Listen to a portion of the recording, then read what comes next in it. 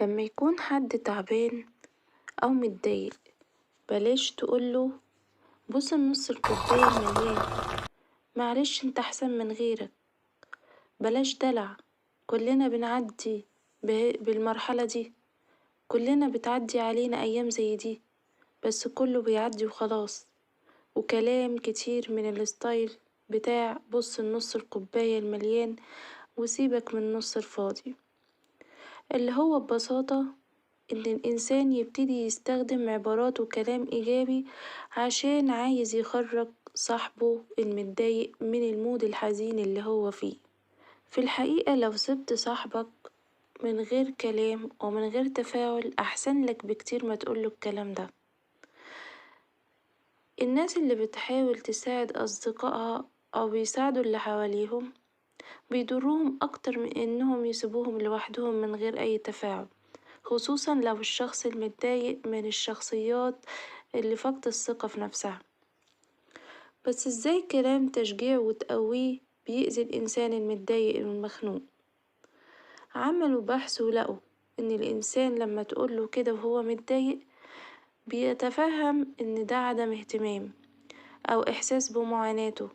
بمعنى الإنسان التعبان نفسيا لما بيشتكي لحد مش بيكون عايز يسمع كلام يقويه، لكن عايز يسمع كلام يخليه يحس إن الناس مقدرة تعبه ومهتمية ومتضامنة معاه.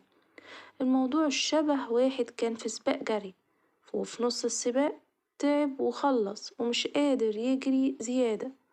الشخص التعبان ده مش عاوز يسمع اجري يا بطل، انت احسن من غيرك، انت هتخف على الاخر ولا ايه، لكن عايز يسمع احنا فعلا مقدرين قد ايه انت تعبان، بس كلنا هنقف جنبك لغاية ما تكمل للآخر.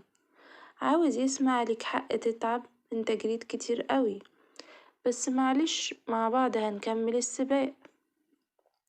النوع ده من التفاعل النفسي اسمه في علم النفس negative validation، اللي هو ببساطة لما الإنسان يكون تعبان ومتضايق يبتدي اللي حواليه يحسسوه إن هما فاهمينه، إن هما حاسين بيه، إن هما مقدرين قد إيه هو تعبان وبيعاني، مش مجرد ادعاء وتمثيل. قد إيه هما فعلا عاوزين يساعدوه، مش مجرد واقفين من بعيد عمالين يقولوله أي كلام وخلاص حافظينه.